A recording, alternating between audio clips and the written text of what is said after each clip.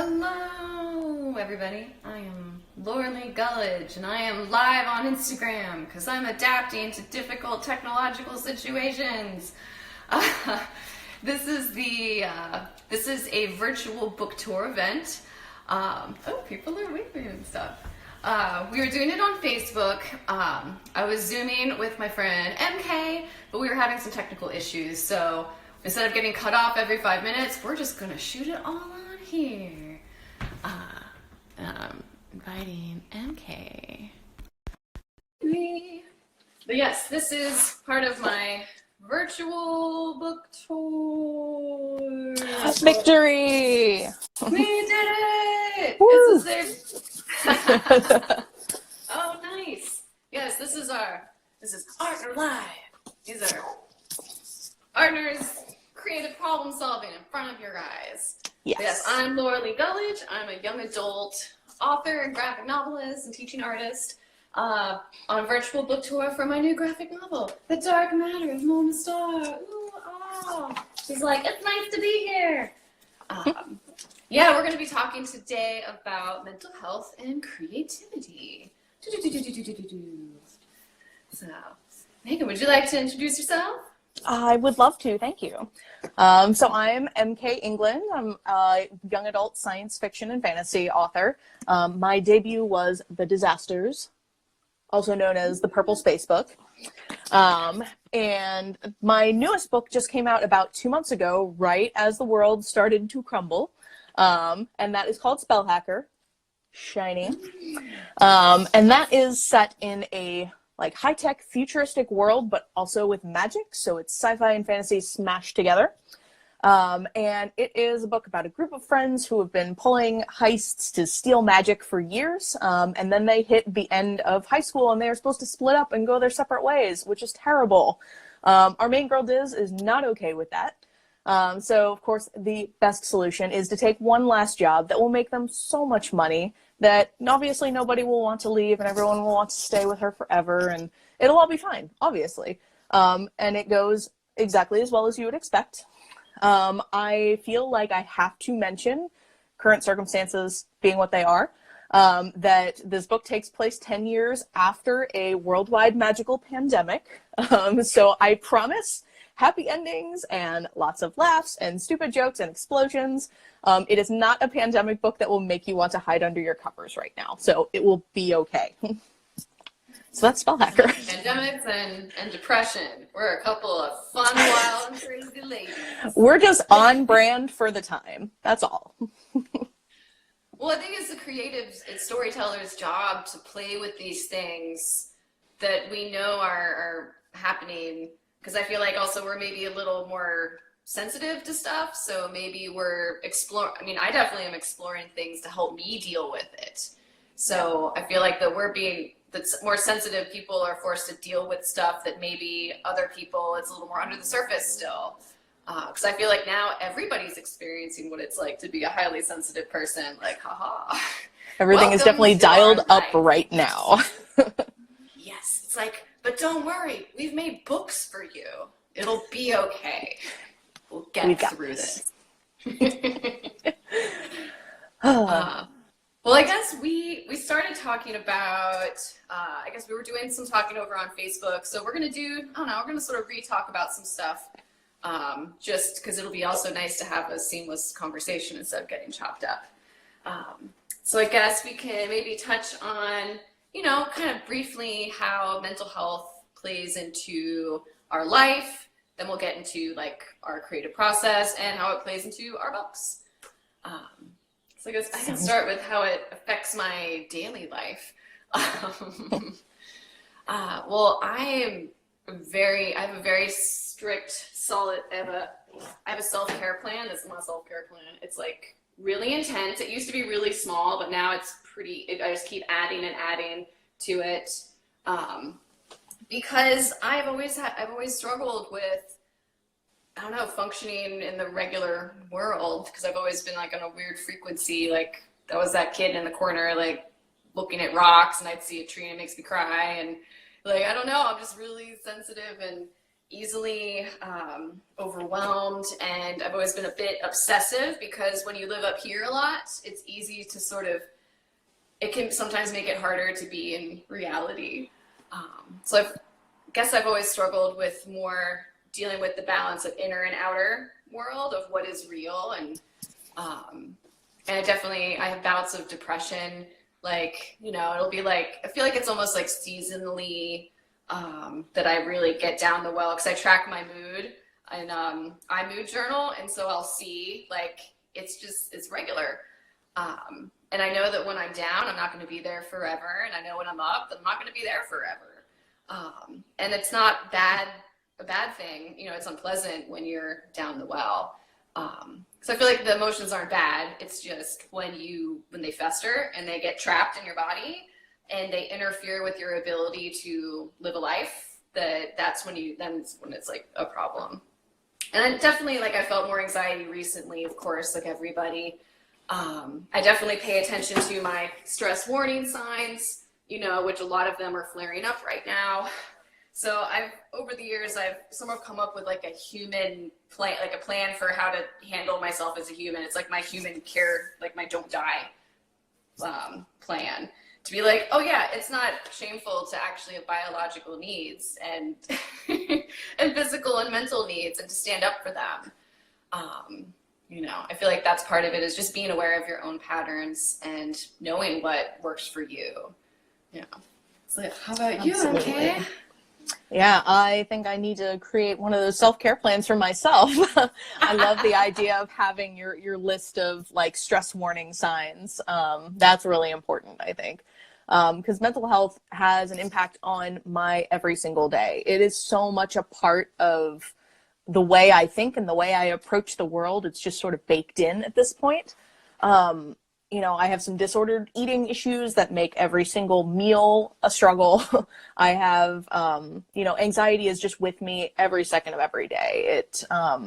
It influences every single conversation I have. It's, you know, every word that comes out of my mouth and every word that comes into my ears is filtered through that experience and analyzed to death. And of course, this is a particularly fun time for anyone with anxiety. You know, especially the kind of anxiety that leads to constantly ruminating on what could go wrong, how can I obsessively prepare for the worst possible scenarios. So don't do that, folks. It's going to be okay. It's really tempting, though. It is so tempting. And I didn't even realize how bad I was jumping into that until my breathing is usually my first warning sign. My breathing will start to go a little shallow, and it'll feel like I can't get a full lungful of air. And so at first I was like, oh my God, it's the coronavirus. And then I was like, no. You're anxious right now. Get into your body. You know, your body knows when something is wrong before I do often. And, you know, same thing with what you said about things being sort of cyclical. My depression is also very cyclical. So I know it's going to come around again, and I know that it will leave again, and I don't necessarily have a pattern for when that will be, but I know that it comes and goes. So the benefit there is that I know it always goes. So that's my day-to-day, like daily life with mental health. Yeah. I guess as far as how it affects like creativity, like, I don't know about y'all, but I've seen people posting like, oh, I have all this time now, and all these, you know, like where are they getting all this free time? I feel like I'm having trouble being creative, because when I am in stress mode, my brain is not relaxed enough to actually have that like breathing space, you know, continuing that metaphor, to let some ideas come out, because the brain has to be a little bit relaxed. It's like a balance almost, where you have just enough stimulation and just enough relaxation. You're in that little sweet spot. But yeah, when I'm really not doing well, like lately, I can't sit down. Like, I made a comic this week, and it was so hard. It took me like twice as long as it normally would take me to do something. I was like, no, we're going to be kind to ourselves. It's no pressure. Like, whatever it is, it is.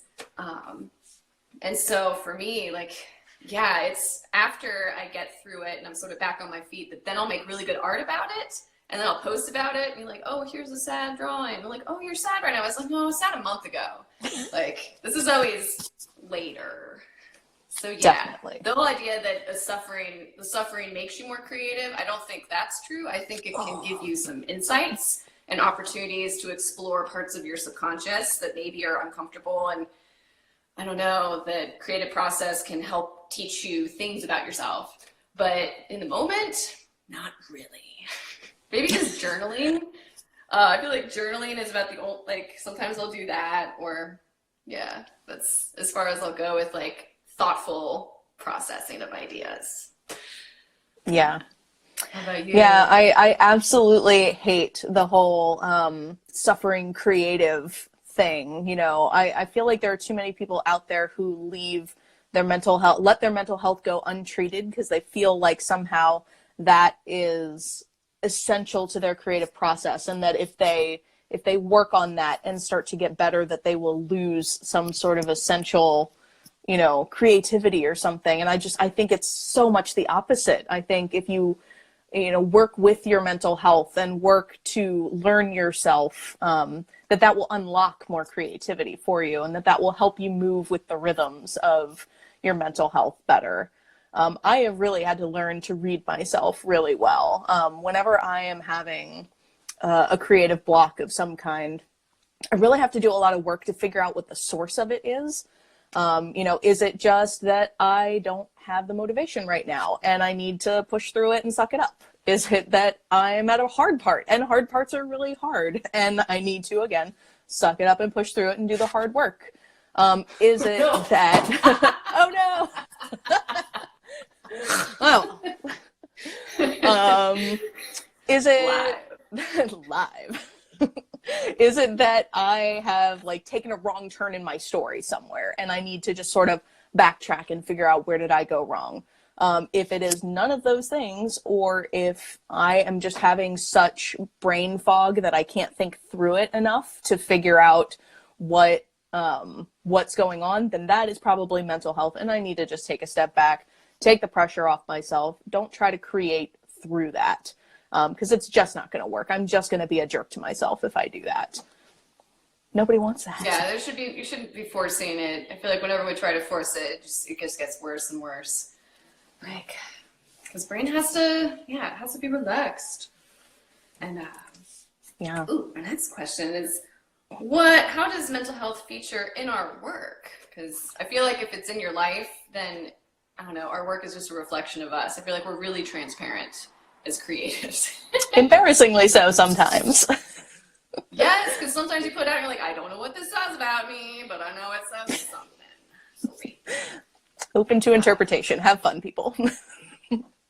I didn't realize when I did my first book, I didn't realize like how, I don't know, other people were like, you know, talking about how they related. And I was like, oh, I didn't realize I was actually revealing a lot. But I feel like that when you are vulnerable in your work, it allows people to make it about them.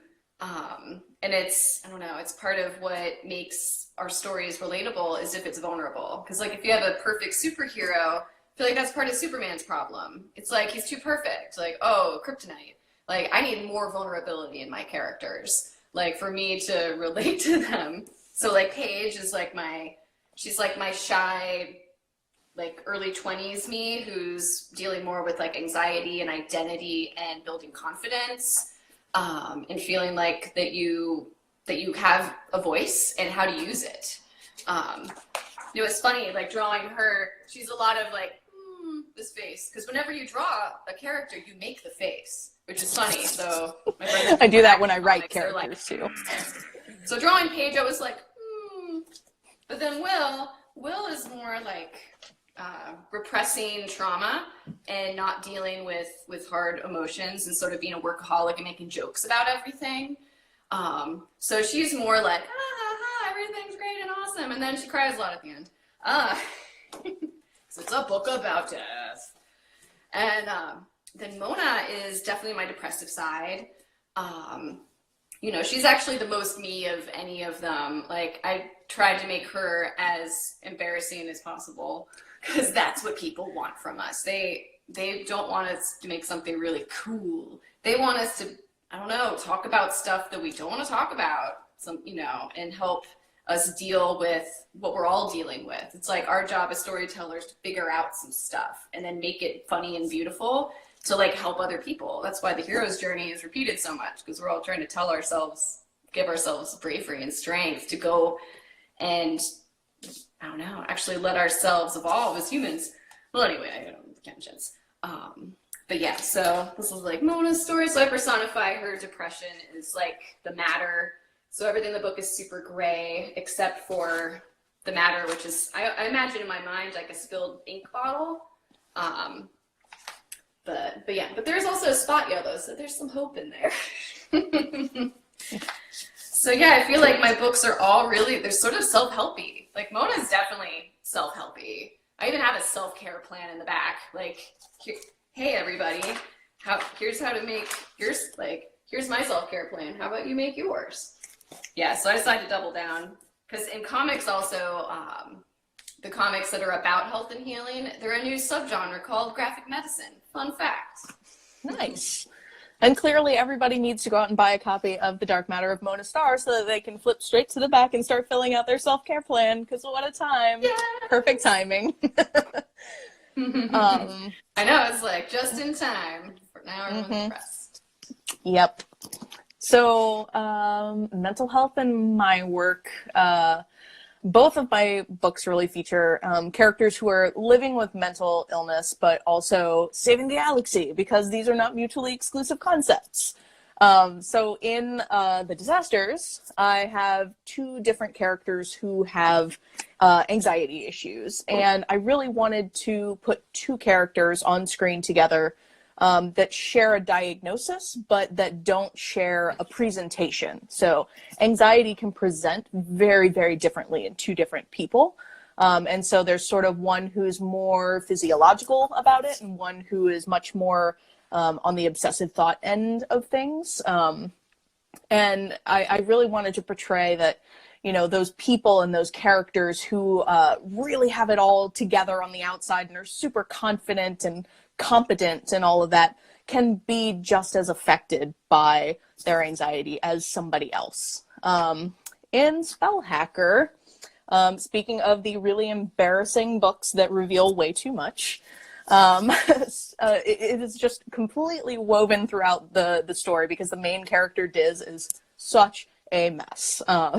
She is really based a lot on my own issues from my teen years and my early 20s before I learned how to communicate like a human being. I had not been diagnosed with anxiety or depression yet. I didn't know what was going on with me. I just knew that talking was really hard. Communicating with people was really hard. I did not want to be vulnerable. I did not want to be seen.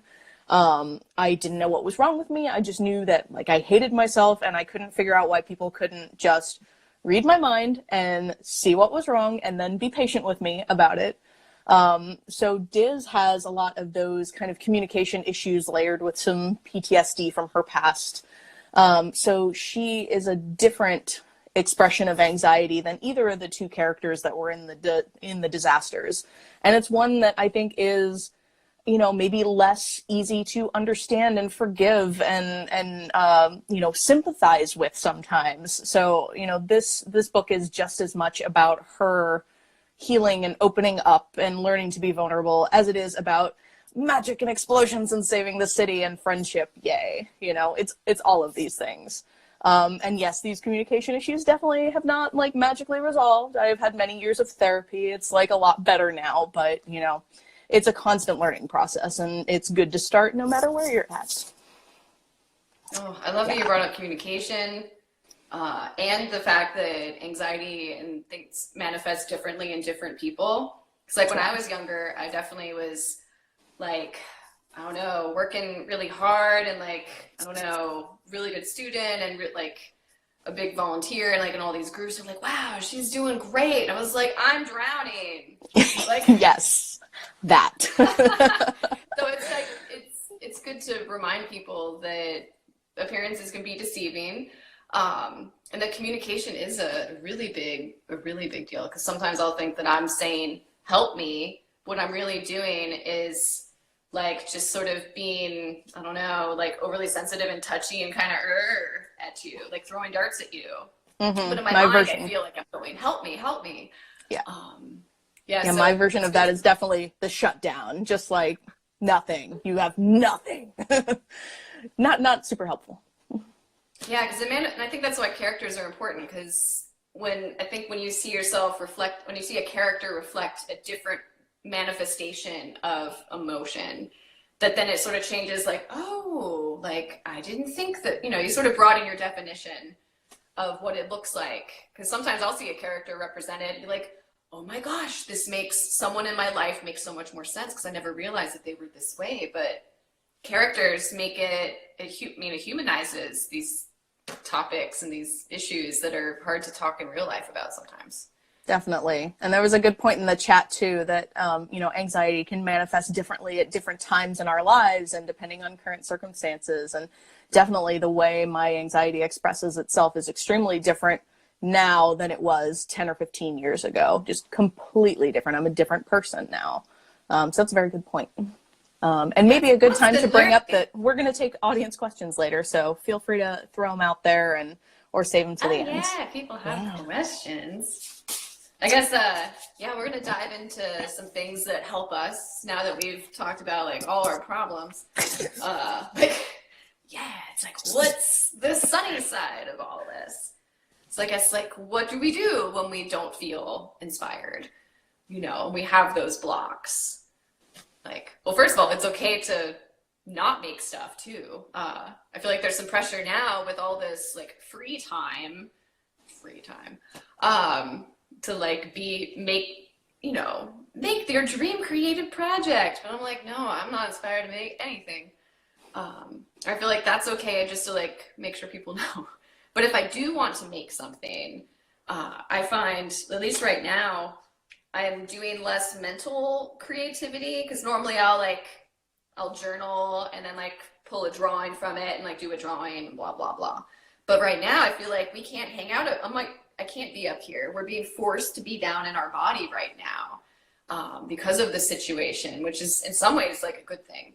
So my creativity is more dance. Like I've been making myself dance at home, and just did a 5-rhythm Zoom thing last night, which was really fun actually. And of course music, like I consume a lot of music and make playlists, and I feel like that keeps me healthy and I feel inspired, but I'm not physically like making it.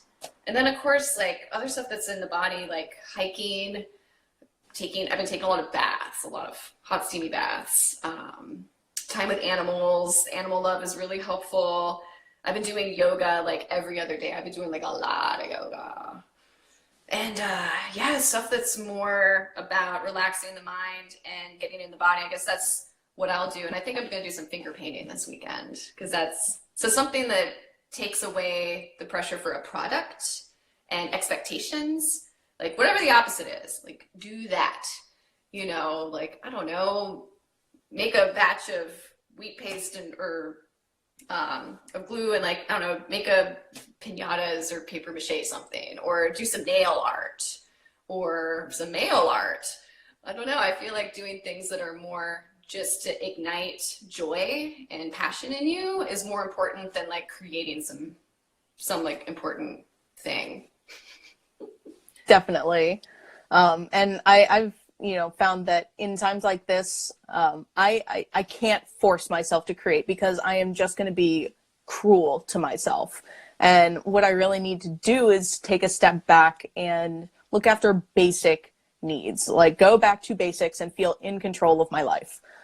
So am I eating well? Is my space clean around me? Am I getting some sunlight? Am I taking care of myself? Am I doing some kind of yoga or physical activity every day?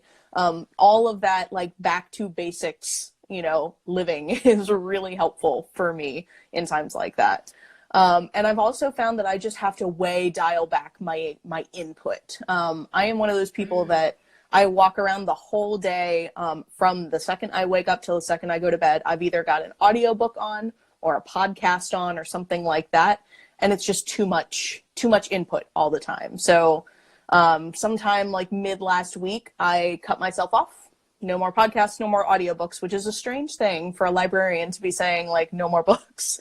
But I needed to not have the constant influx of text, and I've just replaced it with like super chill lo-fi playlists and, you know, something to help me bring everything back down, like clear out the clutter, play some video games, watch some Netflix, you know, recharge creatively with other people's stories, and just kind of like do some mental housekeeping as well as physical housekeeping, because a clean space makes me feel calm also. Yeah, I think being conscious of the stimulation is definitely important. It's like, in general, I try not to consume too much stuff because I get overstimulated. So like, I haven't been listening to like any podcasts, no audiobooks for a while. And a lot of times, even if I'm like watching a show or something, like I have a very low threshold for like new stories. So I'll often rewatch things if I need some sort of stimulation. But yeah, curating what you put in there. So like in silence, I feel like silence is really underrated. So it's hard though, because then you're alone with your thoughts. Mm-hmm. And that's why you put on the stuff. Exactly. It's an effort to drown out my own brain a lot of the time, is I need to replace this noise with other noise, which is not the healthiest coping mechanism necessarily. And definitely music. Yeah. You know, it definitely requires a swing the other direction once in a while. What would you recommend people do to look after their mental health at this stressful and scary time? Yeah, we definitely got to watch our news input right now. What I've found for me is that I have to That's on my self-care plan. Limited Yes. news intake. There you go. It's good in all times, but especially these times. You know, for me, I've got to set a time when I am allowed to check the news, and that is the only time I'm allowed to check the news. There's no benefit to being constantly plugged in 24/7. It's like checking in the morning, checking in the evening. You'll get all of the essentials. It's going to be fine. And then I am really a big fan of seeing what works for other people and trying new things. So I am definitely one of those people who constantly reads like self-help books and productivity books and all that kind of stuff, because I just like to see other people's processes, and maybe there's something out there that somebody else has tried that I haven't tried yet, and it might work really well for me. So what I have recently discovered, being newly working from home, is that I really need structure in my day, and a lot of it. So I have gone to a really rigid scheduling system that I've written down in my bullet journal, so it's there every day. And it just limits how much I'm taxing my willpower muscle. You know, it's like, here is a block of time. Instead of sitting there going, you know, what of the 8,000 things that I have to do am I going to do right now? I have to decide which one, and which one's going to wait for later. And it's like too overwhelming. This is the writing block. Write during the writing block. The other things you have to do, they have their own blocks later on. They will get their time. I am sure for some people, rigid scheduling sounds like absolute hell, in which case, don't do it. You know, different things for different brains. But above all, I think we should just take the pressure off ourselves right now. You know, this is just a really new and scary situation. We're all adjusting. You know, we haven't been through something like this before. And if you need to relax more or focus more on your basic needs, that's okay. Cook something, clean something, you know, rewatch a favorite TV show. I love to rewatch my old favorites. They're so comforting. You know, like you were saying, try a low pressure craft or some sort of artistic outlet that's not tied to a product. You know, I like to just doodle in my bullet journal, and that's really chill for me. So I don't know. That's what I'm doing, at least. Nice. Yeah, I like what you said about the healthy boundaries and structure, because my life is very structured. I feel like you would think that artists, it's all woo. I mean, I'm like friends with chaos, like, but I actually find that for me to thrive with actually embracing uncertainty is to make certain things certain, you know, because not everything is going to be, we don't have control over everything. Right. But like for me, I definitely have like strong boundaries between work, different types of work and life, because especially when you're working from home, it's hard to tell like when you can stop and there's sort of it all blurs together. And so like I have a fictional assistant named Coco who really helps me create basically like time to plan my week and how the time is going to go. So during the day, it's like, oh, well, what did Coco plan for me this morning? Like, oh, here it is. Because part of the problem right now is making decisions of what's the thing I'm supposed to be doing right now? Yes. That's where I sort of get stuck in like a loop in my head, like, what should I do? So it's just pick something and do it, you know, and it's, so it's hard. I feel like it's hard to impose structure on yourself. So that's why I have like a fictional alter ego, which in a few weeks I'll do as like, I'm going to do a video about how to make magical helper assistants. Cause I feel like I definitely use it and it sounds kind of crazy. No, it sounds awesome. I need a Coco in my life. Yes, everyone can have a Coco. Mine she looks like a little lemur in a top hat. Oh, I dig that. Because your fictional assistant has to be an animal and an accessory. That's just how it, obviously. So that helps me. And I guess I've been thinking a lot about breathing. Like you mentioned breathing. And actually my friend Megan, who is always educating me about what's going on in the Mayan calendar. But we're starting a new Trisena tomorrow, and it's the wind. It's the holy wind. And it's actually my day sign that I was born on. And it's actually all about breath, which is kind of interesting because Corona is attacking our lungs. So it's like we are really being forced to deal with our bodies right now. So I noticed that, yeah, I breathe really shallow when I'm stressed. And so I've just been, my tape was not very strong. It's about to go in a minute. Oh, well. But I remind myself to like, just take a deep breath. Even if I'm just like going out to the mailbox, you know, just like in small moments, I feel like the whole self-care thing is not about making more time. It's just inserting it into everyday practices. And so that's something I've been thinking about. So I guess I would recommend like go out in nature and connect with the trees, in the wind, in the air. And I feel like to me, that's what's really been calming me right now. Because also I talk to trees. I've been talking to them a lot more recently. I don't know what's going on. Maybe it's because I'm socially starved. And so I'm just like you know, I'm like, tree friends. But I guess, yeah, the breathing and also posture. Like I find when I'm stressed, I hunch over a lot. So I've been making myself sit up straight at my desk and breathe deeply.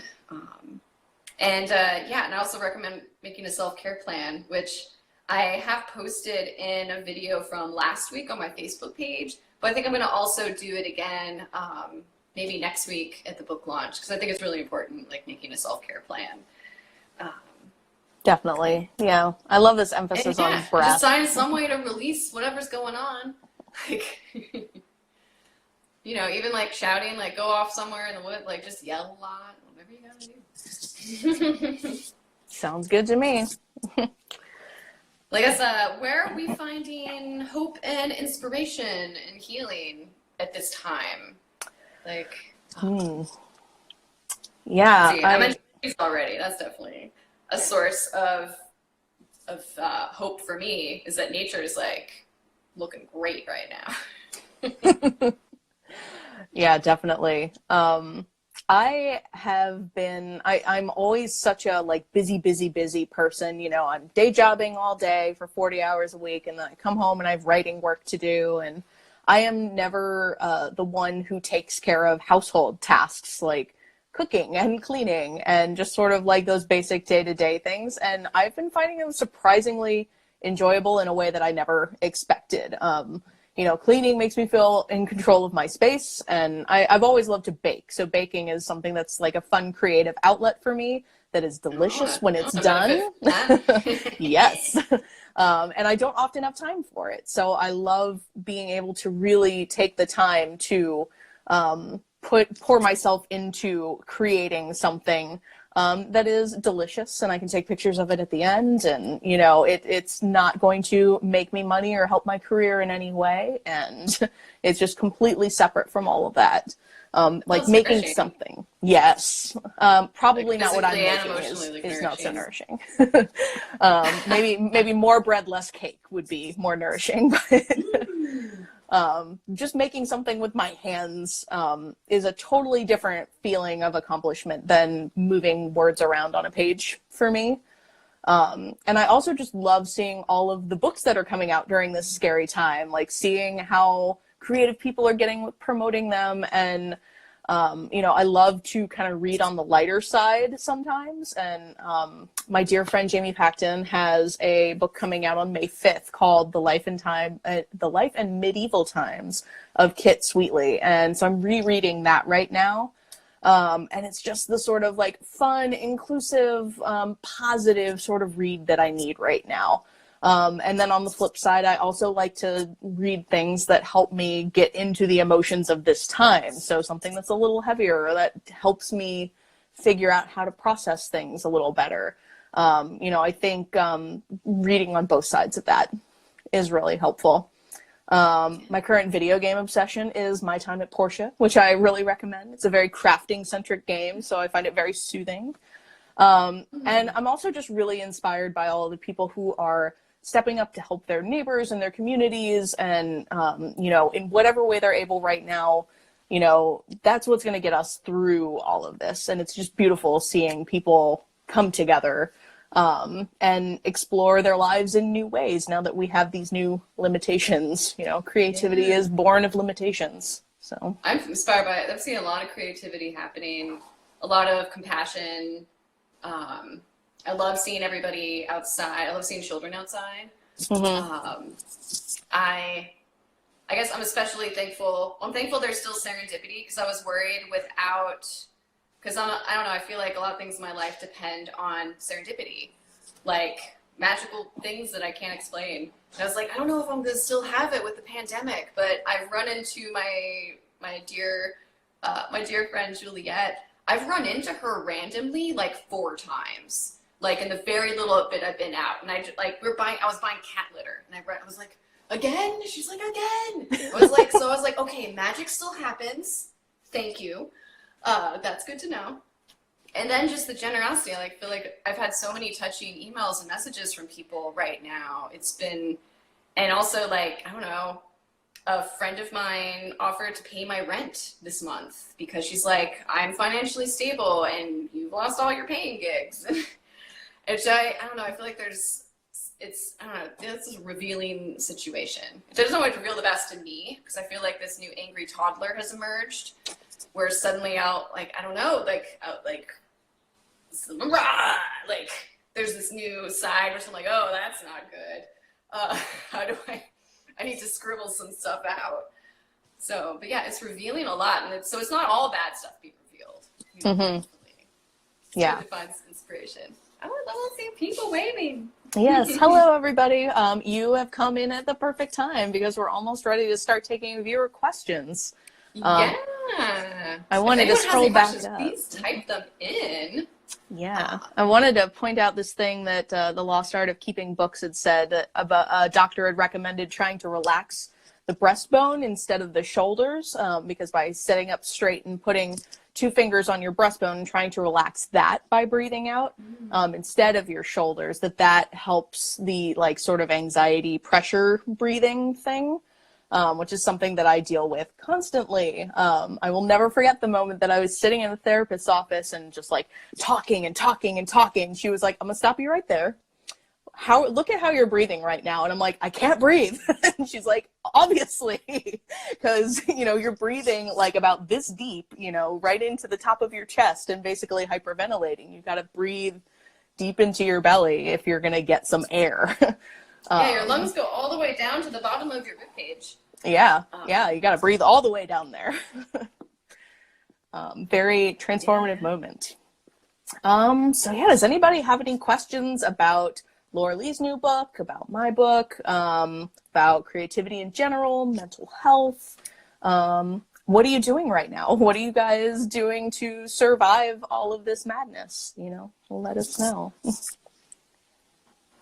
I guess I'll give a shout out that if you want to download a copy of my self-care plan, it's on my website. So it's sideways now, whoislauralee.com, a little / whatever it is, learning. Because I have a new section on my website that's all my learning educational resources. So I'm putting all my handouts and things on there, which I don't know why I didn't start doing this years ago.